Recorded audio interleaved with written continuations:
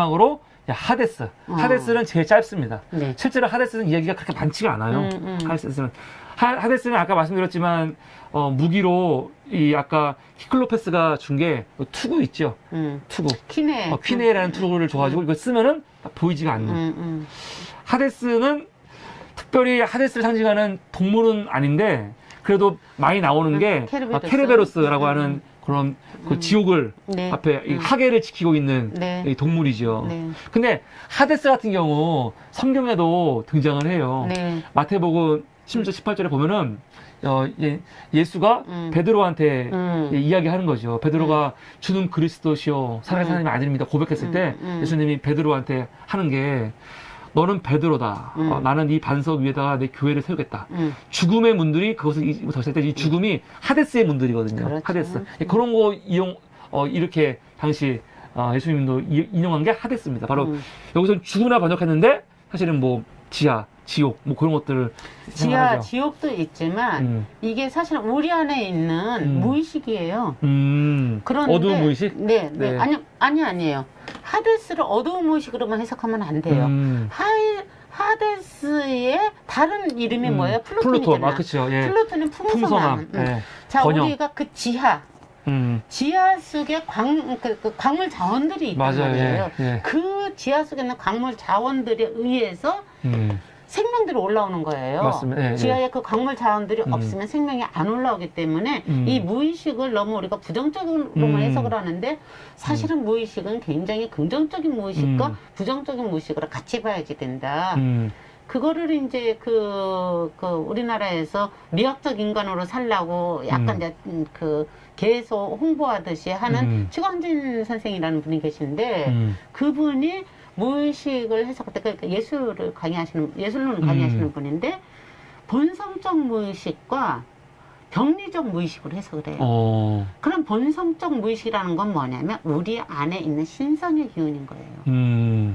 신성의 기운을 우리가 못 보잖아요. 무의식이라는 건 안 보이는 거니까. 그림으로 따졌을 때, 그러니까 사실 우리 무의식이라는 단어가 프로이드에 의해서 나온 단어잖아요. 그래서 자꾸 병리적 무의식만 생각을 하는데, 부정적 무의식. 사실은 우리나라 문이나 그림 같은 경우는 그 본성적 무의식이 끌어올라와져서 나의 의식과 접화되는 순간에, 이렇게 만나지는 순간에 그림으로 표현하는 게 문이나거든요. 그러니까 그런 개념으로 무의식의 개념을 하데스도 우리가 그걸 같이 봐야지 된다.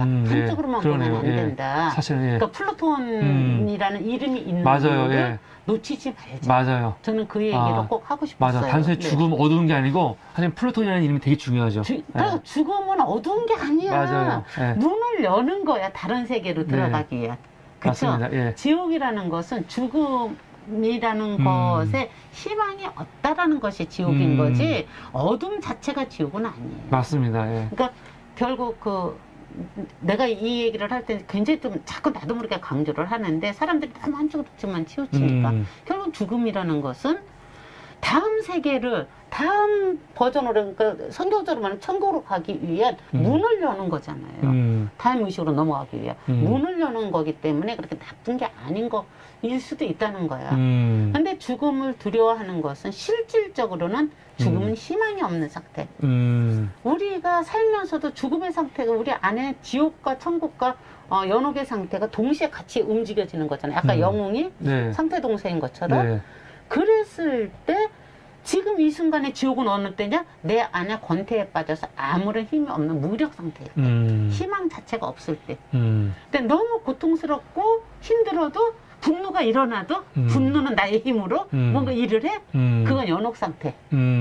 그 상태에서 이렇게 평온하게 가라앉아서 그러니까 좋은 기운으로 움직여서 그게 이제 천국의 상태라는 거잖아요.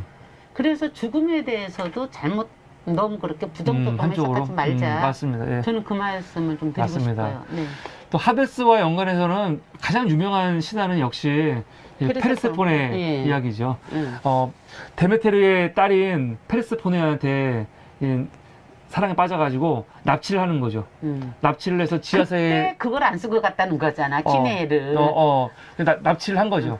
납치를 해가지고 사실 땅의 여신이기도 한데 곡식의 여신으로 보통 이렇게 말하고 있는 데메테르가 딸 찾으려고 사실은 너무 슬퍼가지고 돌아다니니까 나중에 제우스가 뭐 때문에 그러냐 해갖고 이제 하데스한테 알게 돼가지고 하데스 돌려주라고 다시. 사실은 하데스가 페르세포네를 걔한테 보내는 그 암시도 있죠.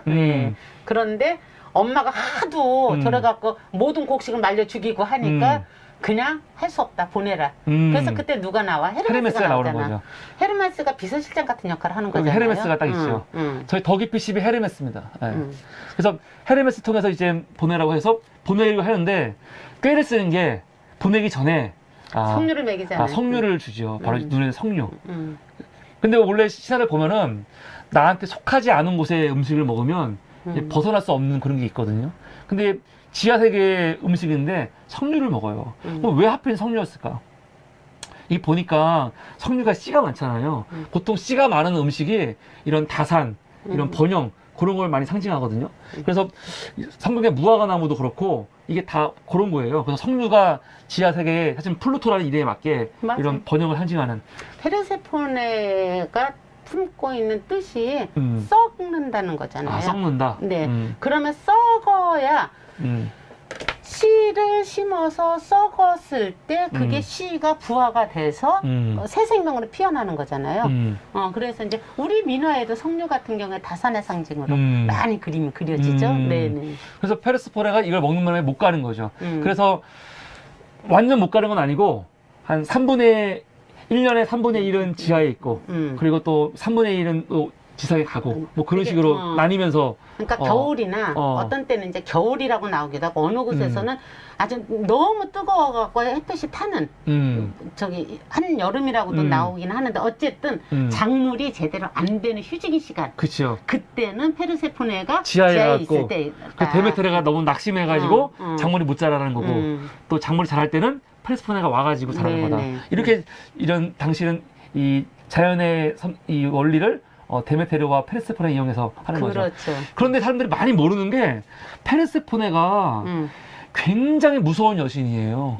그럼요. 이게 그냥 여기까지만 보면은 이 하데스한테 납치돼가지고 뭐 너무 힘들게 생각하는데 그 이후에 페르세포네 보면요 제우스도 페르세포네한테 꼼짝 못하는 면이 있고요. 더군다나 하데스가 뭐 바람을 폈다고 해야 될까요? 이 물의 ним프 나이데스, 그 멘테하고 잠깐 뭐 좀 관계가 있었어요. 근데 이것 때문에 페르세포네가 화가 나갖고 사실은 어떻게 하냐면 이 민트를 만들죠. 이 박하로 만들어 버려요. 그래서 사실 밟아 죽이려고 했었는데 죽기 전에 박하가 된 거거든요. 그래서 우리가 알고 있는 박하, 페퍼민트 할 때 이게 멘테에서 나온 거거든요. 멘테가 왜 된 거냐면 페르세포네한테 죽을까봐 된 게 이게 멘테예요.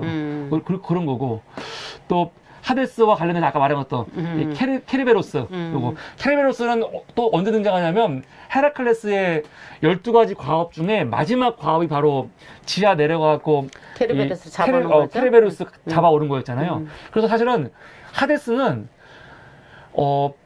제우스한테 화를 맞아가지고 부상을 입기도 해요. 또 어떤 신화에서는 제우스한테 뭐 죽었다라는 신화도 있고. 그러니까 제우스가 아니고 헤라클레스. 헤라클레스가 얼마나 강력한 인간인지 알 수 있는 대목이죠, 사실요. 그러니까 죽음도 이겨낼 수 있는 강한 힘이 인간에게 있다라는 것을 상징을 하는 거죠. 진짜로. 그렇게 한 다음에 그 12가업을 다 하고 나니까 결국 헤라가 이제 분노를 풀고 힘이 세니까 인정을 하면서 천상에서 술 따르고는 자기 딸 헤베하고 결합을 시켜갖고 신호로 등극시키잖아요. 근데 이것도 웃겨요.